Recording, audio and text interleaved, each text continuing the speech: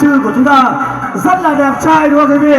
Sinh ra và lớn lên tại mảnh đất bản Khò Hồng, xã Trường Xuân của huyện Vân Hồ, là con của ông Phạm Á Trông và bà Hạng Thị Mì. Xin thể hôn trường cưới dành những tình cảm yêu thương nhất, lộ một tràng vỗ tay thật tuyệt vời để chào đón chú rể đi ạ.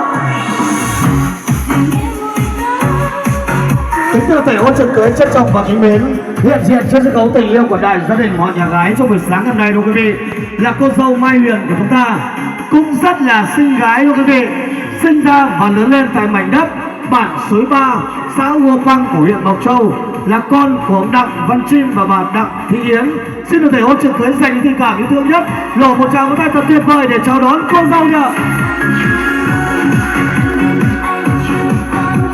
Kính thưa quý vị, hôn trường cưới trân trọng và kính mến, thật đúng là bản Khò Hồng và bản Suối Ba, mảnh đất đẹp giàu đâu quý vị. Con trai con gái thì chẳng đâu đẹp bằng rồi. Còn quý vị nào có thắc mắc hay chăng, cứ nhìn chú rể A Chư của chúng ta trong buổi sáng hôm nay nằm bằng chứng đây đó quý vị. Chú rể của chúng ta hôm nay trông rất là đẹp trai, cao to, phong độ, không ai đẹp bằng. Cô dâu Mai Huyền của chúng ta thì xinh đẹp tuyệt trần, dịu dàng dễ mến, có phần lét la. MC08 xin được ví như chị Hằng Nga, đến Tiên Bồng Nguyên Soái cũng phải khóc òa vì yêu. Chú rể thì trông giống Sĩ Điều, cô dâu trông giống Thúy Kiều ngày xưa. Hai người ánh mắt đong đưa, nhìn nhau say đắm mà say sưa tình nồng. Để rồi anh về thưa với mẹ cha đồng ý cho ta lấy mình rồi lại lấy ta. Đẹp duyên đôi lứa mặn mà thông ra, mà để rồi trăng lên đỉnh núi trăng tà. Tình yêu của đoàn trẻ đẹp như là ánh bình minh. Trong ngày vui trong ngày buổi sáng hôm nay, toàn thể hôn trường cưới chúng ta đang được chứng kiến một tình yêu đích thực, được sự nhất trí của hai bên gia đình. Chính quyền địa phương đã chính thức công nhận Mai Huyền, A Chư thành vợ thành chồng. Chúc chú rể A Chư hồn nhiên vui lên nhé. Cô dâu Mai Huyền ơi, em hãy hé môi cười cho đôi má đỏ hồng tươi, cho tình anh chị đời đời chẳng phai. Rồi mai đây chúc mai su một, mối tình này hòa hợp trăm năm. Dạ vâng, và được sự nhất trí của hai bên gia đình, chính quyền địa phương chọn ngày lành tháng tốt là ngày hôm nay, ngày 4 tháng 12 năm 2022, tức ngày 11 tháng 15 Nhâm Dần. Thật đúng là tơ hồng một thắm đường từ đây.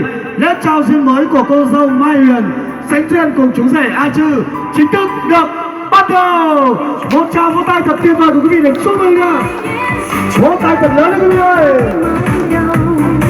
Chỉ cần anh thôi bên em cùng nhau vượt qua bao sóng gió đau thương, có sợ gì đâu, phải không anh?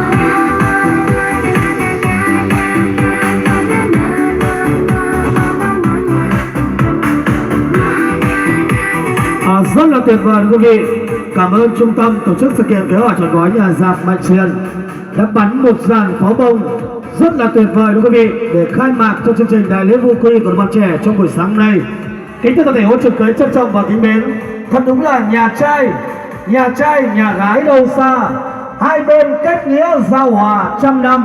Nhà gái ân oan mừng rể thảo, nhà trai vui vẻ đón dâu hiền.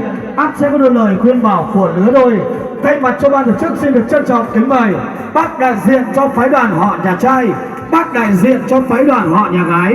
Chúng ta sẽ nắm tay nhau di chuyển về phía sân khấu tình yêu, sẽ có đôi lời phát biểu chia sẻ. Chúng ta làm thủ tục trao dâu và nhận rể trong buổi trưa ngày hôm nay. Xin được trân trọng kính mời.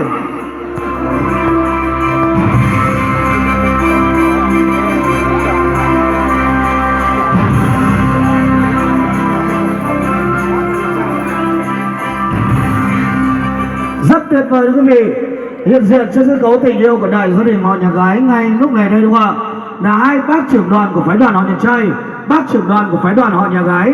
Xin được thể hôn trường cưới cho hai bác đại diện một tràng vỗ tay thật là